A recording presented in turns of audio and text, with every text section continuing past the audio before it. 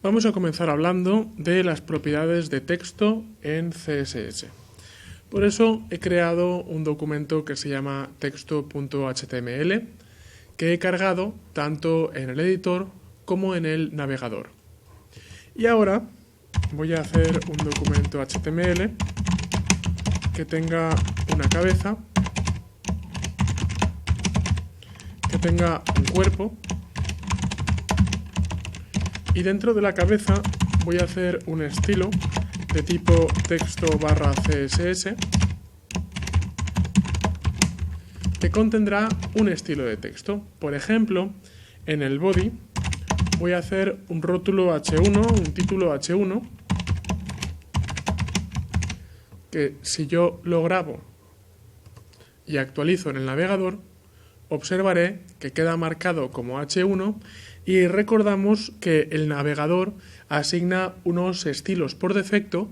Cada navegador puede variar un poco el estilo, aunque más o menos son parecidos, donde por ejemplo, si pongo un título en H1, el navegador dice que si yo no he especificado un título, lo hará negrita, lo hará con tipografía grande. Pero a mí me puede no interesar esto. Así que lo que voy a hacer ahora es definir un estilo en el estilo CSS y por tanto ignoraré y por tanto el navegador desactivará los estilos por defecto.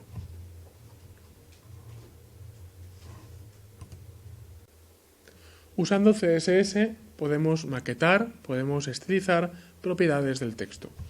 Así que dentro de estilo voy a crear una estructura CSS para, en este caso, H1, y esto lo hago poniendo H1 sin las etiquetas, sin mayor que o menor que, pero usando las llaves para definir qué es lo que va a pasar dentro de H1.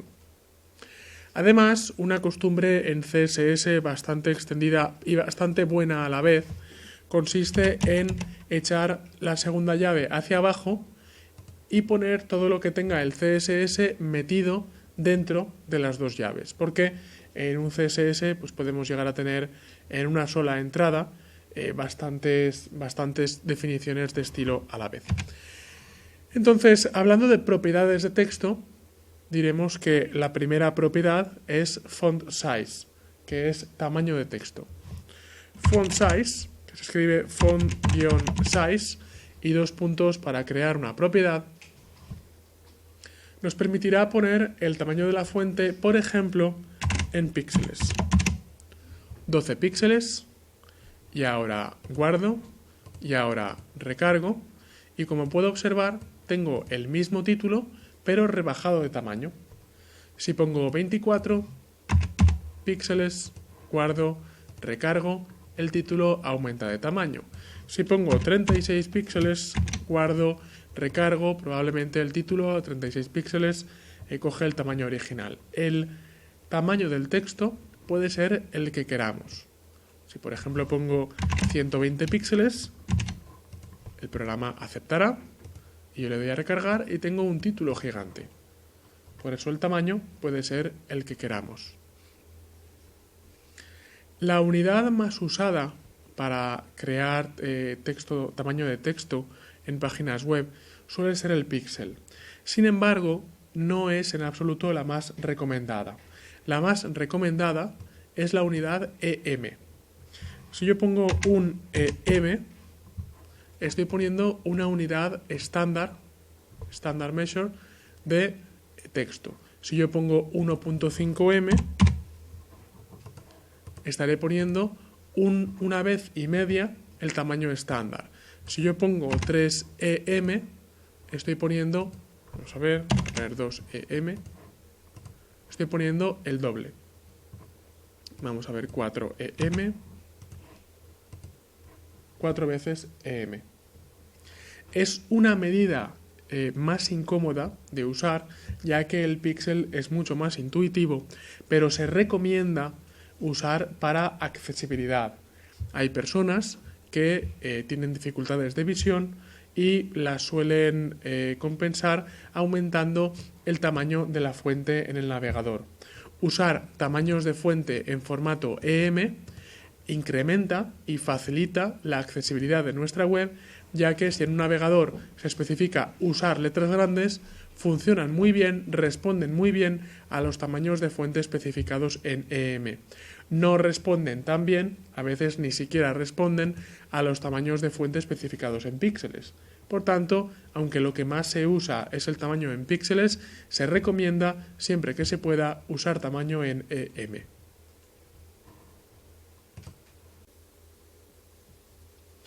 Una propiedad de las fuentes consiste en variar la familia de la fuente.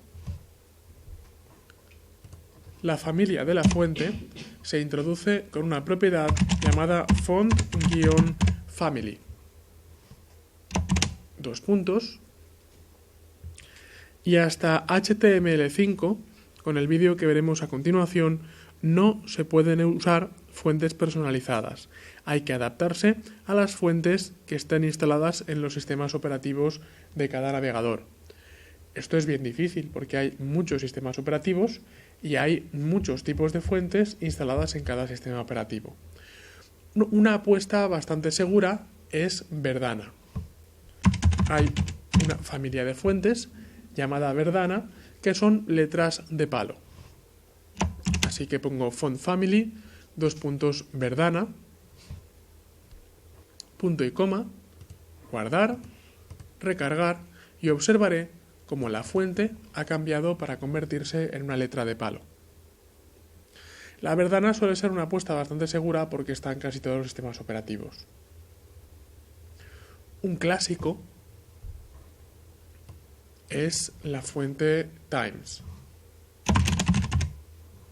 O pongo Times o pongo Times New Roman y tengo una fuente parecida a la fuente por defecto de Word, que es una fuente bastante decorada, bastante serifa y sin letra de palo. Otra muy clásica también, que a todos nos sonará, es Arial. Arial, otra vez, es una letra de palo que no es igual, es parecida, pero no es igual que Verdana. Verdana, cargo, recargo y, como podemos observar, es parecida, pero no es igual a Arial.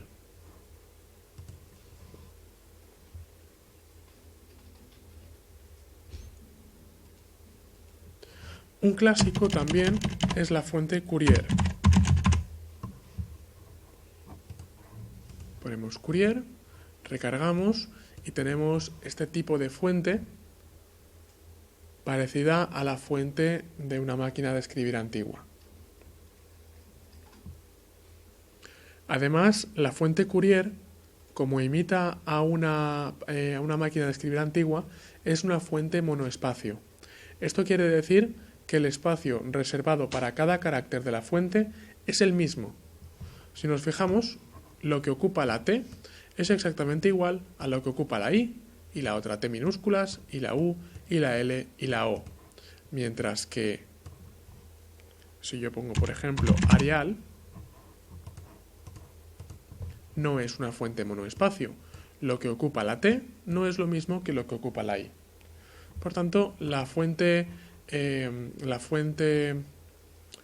Courier se suele usar para forzar a veces ciertas maquetaciones. Por ejemplo, miremos. Si yo pongo Courier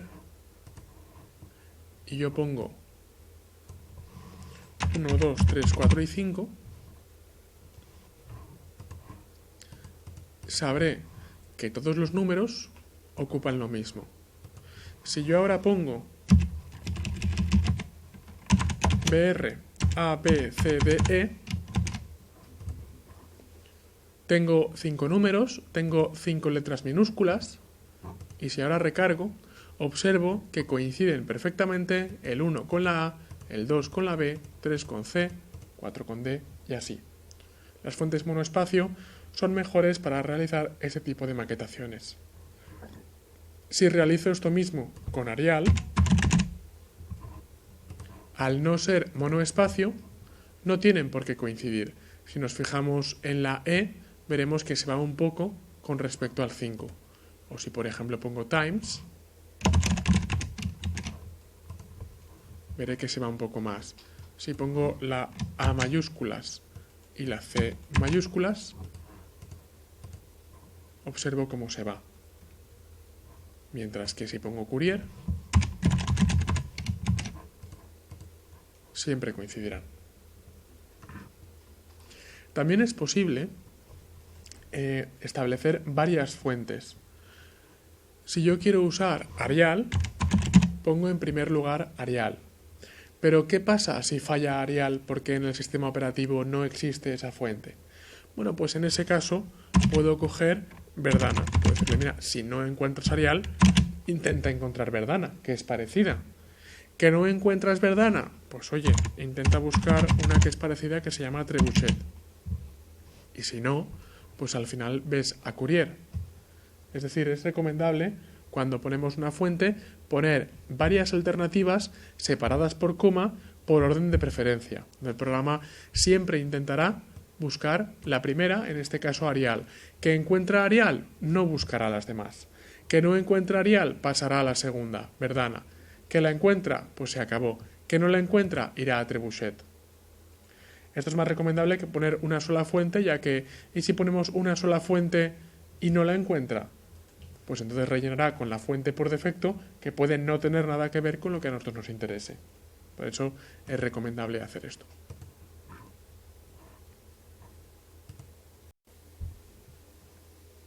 Una de las novedades de CSS3 en HTML5 es que podemos introducir la fuente tipográfica que queramos.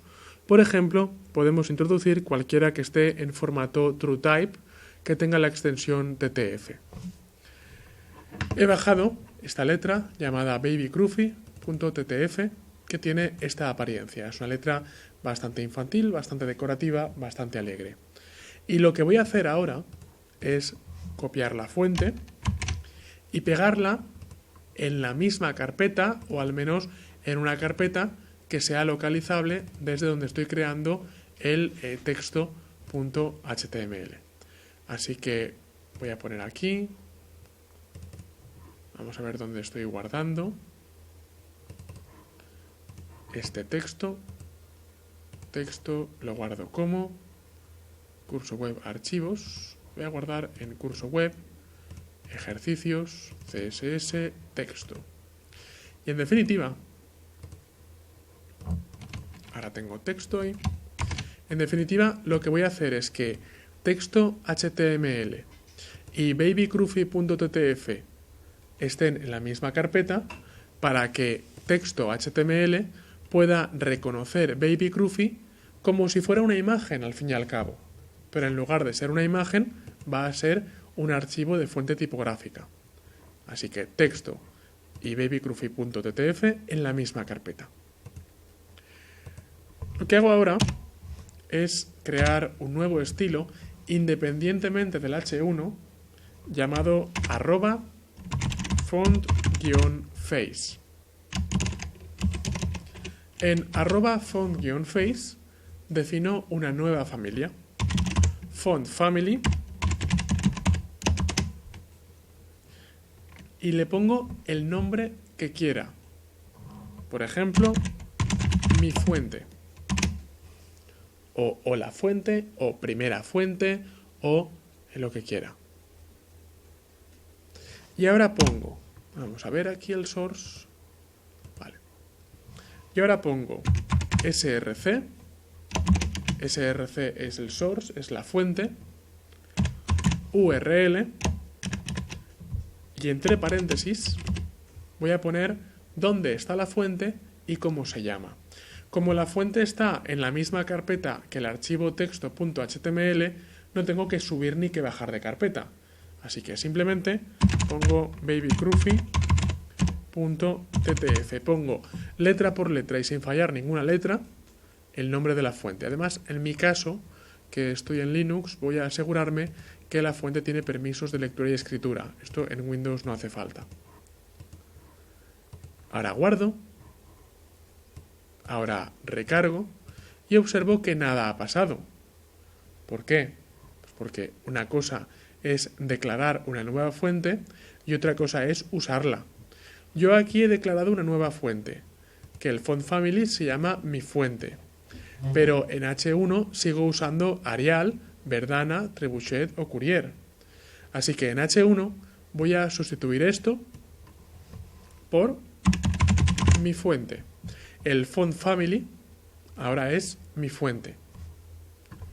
De tal manera que el CSS va a decir, mi fuente, ¿qué fuente es esta? ¿Se encuentra en el sistema operativo? No. Pues si no, miro si antes la he definido con una regla llamada fontface.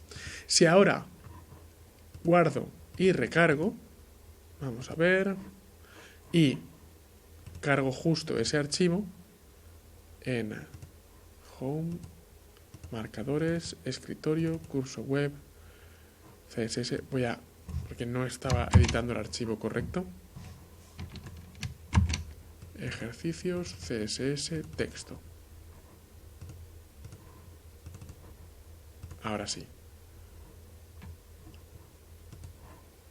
Texto, y ahora subo justo ese archivo al navegador.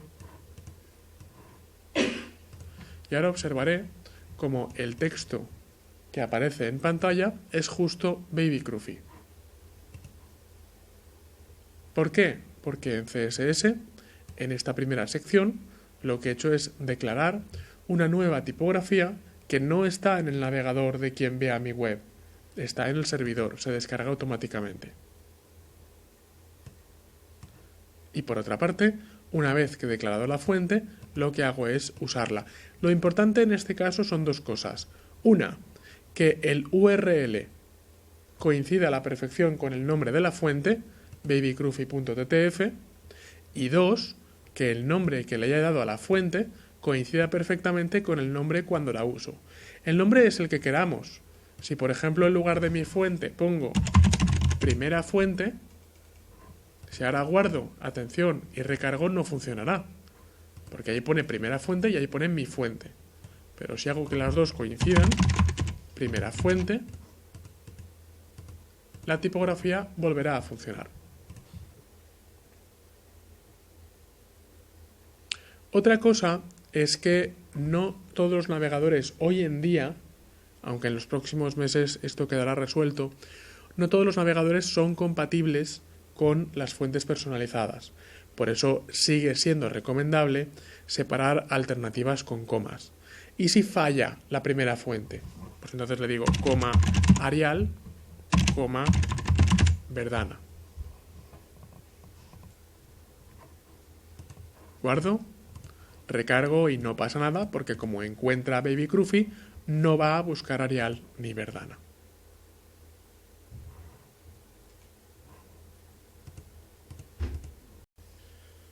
Otra de las nuevas propiedades del texto en HTML5, que es en principio una propiedad bastante tonta pero que a la vez estiliza bastante el texto, es la capacidad de proyectar sombras. El texto ahora puede proyectar sombras sin necesidad de pasar el texto a imágenes.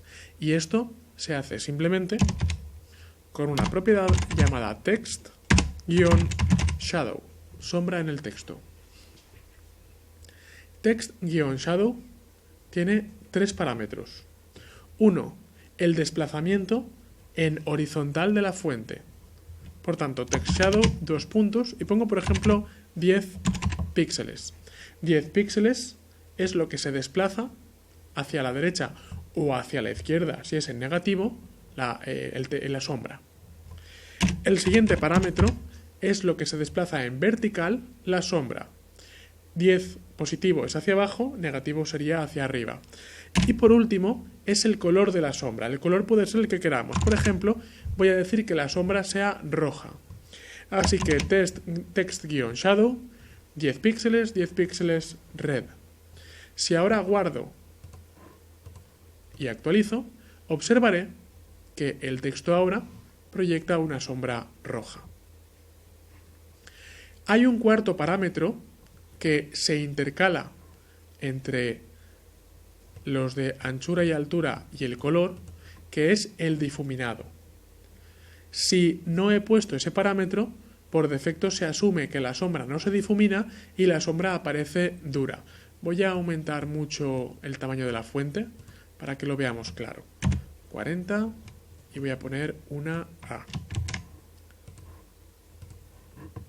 Creo que me he pasado. 10. Si yo introduzco un nuevo parámetro, por ejemplo 10 píxeles, ese cuarto parámetro, que en realidad ocupa el tercer lugar, me sirve para difuminar la sombra. ¿Nos hemos dado cuenta? Mirando la pantalla. Si yo pongo 0, vamos a experimentar con el parámetro, la sombra está totalmente nítida. Si yo aumento ese tercer parámetro, la sombra se difumina. Cuanto más lo aumente, más se difumina la sombra. Como podemos ver en la pantalla, tengo una sombra difuminada que aún así forma parte de la fuente. Atención a la pantalla, porque ahora que tenemos los 4 parámetros, experimentamos. El primer parámetro, como decía hace un momento, es la distancia en X, es la distancia en horizontal. El segundo parámetro es la distancia en vertical.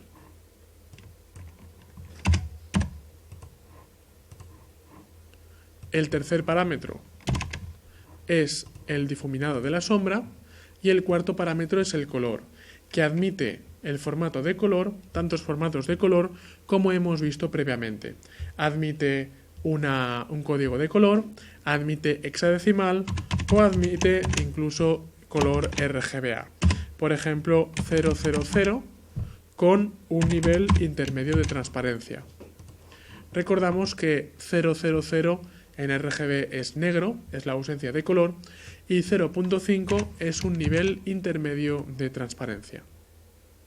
Entonces, una sombra roja puede resultar demasiado dura, pero una sombra RGBA 0.2, que es negra al 20% de transparencia, hace un efecto bastante estilizado. Si pongo marca de una web, podré comprobar como que el texto tenga sombra. Si lo pongo de una manera elegante y comedida, pues puede estilizar, puede aumentar bastante la presencia del texto. Y simplemente con una sencilla línea de código que es Text Shadow.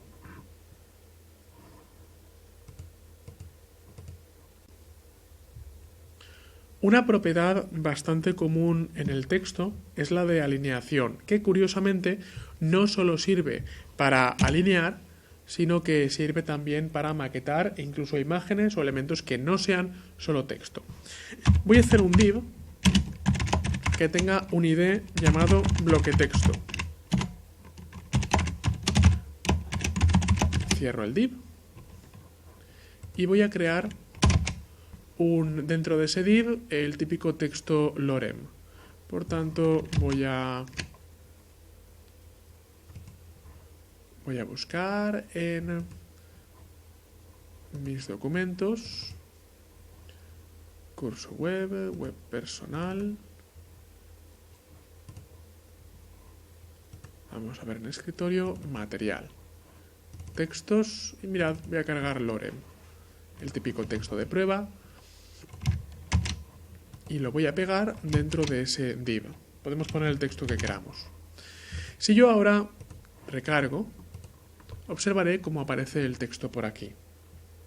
Es un texto por defecto, simplemente está en un div que tiene un ID, pero no lo he maquetado. Recordamos del otro día que si pongo almohadilla bloque texto, almohadilla equivale a div, y ya lo veremos más adelante que punto equivale a class. Por tanto, como ahí pongo ID, aquí pongo almohadilla. Y como ahí pongo bloque texto, ahí pongo bloque texto. De esa manera, SCSS se corresponderá con este bloque HTML. Llave. Y ahora voy a poner lo siguiente. Font family. Primera fuente. Pero width igual a 300 píxeles y height igual a 300 píxeles. Si ahora recargo, atención a la pantalla porque observo que por una parte el texto se ha cambiado a la familia primera fuente y que ahora el bloque texto tiene 300 píxeles de ancho por lo que sea de alto. Aunque yo ponga 300 píxeles, el programa se lo salta. Miremos. Voy a poner una propiedad más que ya estuvimos viendo anteriormente, que es border, es igual a un píxel sólido y negro. De esa manera puedo remarcar con un píxel el borde del div. Bien, pues hablando de fuentes, por defecto el navegador alinea las fuentes a la izquierda. Sin embargo, yo puedo poner la siguiente propiedad. Si yo pongo text-align, alineación de texto, puedo poner left, atención a la pantalla, left, recargo y nada pasa, porque por defecto ya estaba a left. Pero si yo ahora pongo right y recargo, observamos en la pantalla como el texto se alinea a la derecha. Si yo pongo center,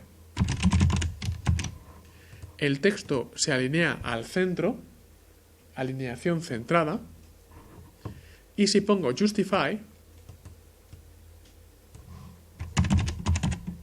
justificar, el texto se justifica. Esto es, ocupa lo mismo por la izquierda que por la derecha.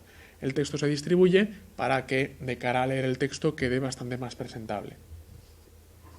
Voy a cambiar el font family por un Arial, que es más legible.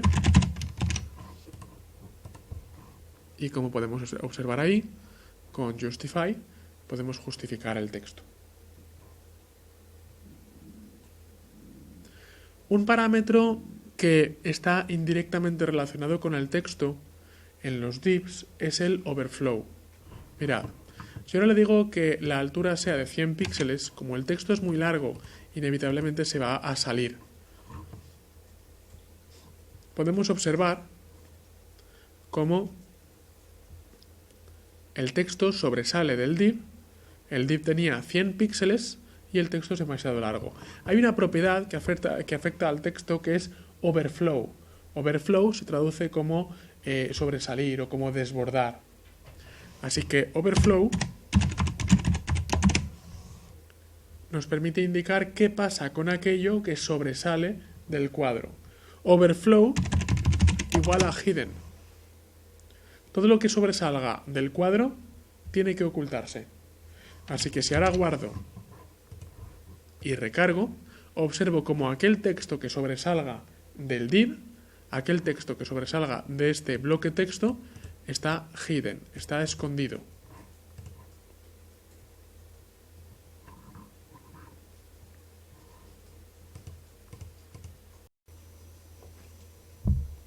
Una propiedad muy usada del texto en CSS es quitar la decoración, especialmente en los hipervínculos.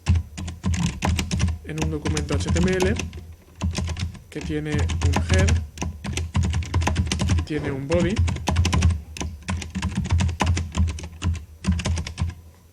el body va a tener un enlace a href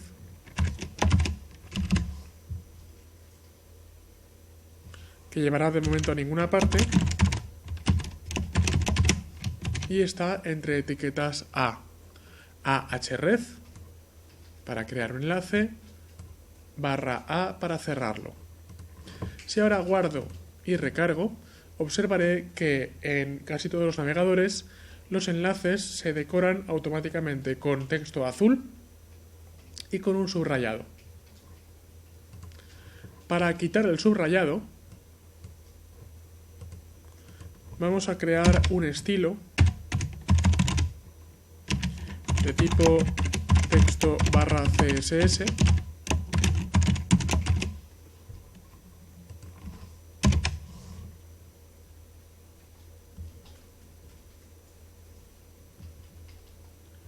y como los enlaces son etiquetas A, podemos llamar a los enlaces desde CSS simplemente creando un estilo para A. Si a A le digo text-decoration, none, decoración del texto igual a ninguna,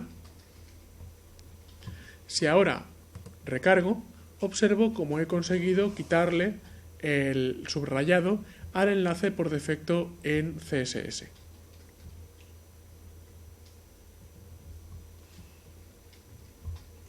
Simplemente tenemos que escribir la propiedad text-decoration igual a none.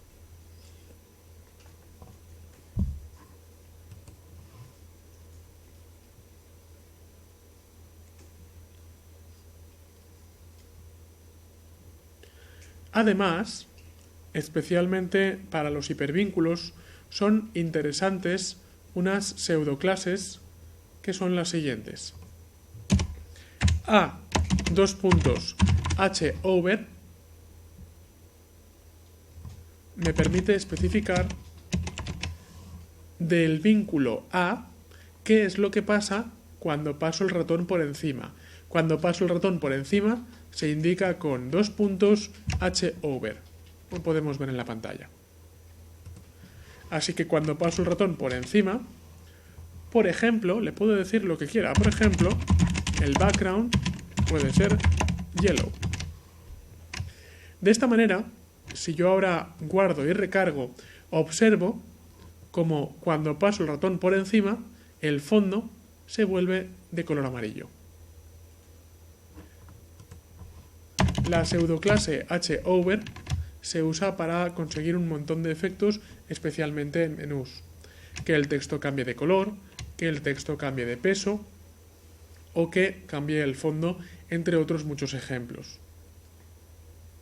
Un ejemplo muy sencillo de cambio de formato es usar una propiedad del texto que es font weight. Font weight, peso de la fuente, vamos a ponerla en bold en negrita. Por eso si ahora guardo y recargo, observaré como al pasar el ratón por encima, no solo el color de fondo se pone amarillo, sino que el texto se pone en negrita. El texto pasa a ser más grueso. Esto lo hemos conseguido haciendo que el background en primer lugar sea amarillo y el font weight, el peso de la fuente, sea negrita.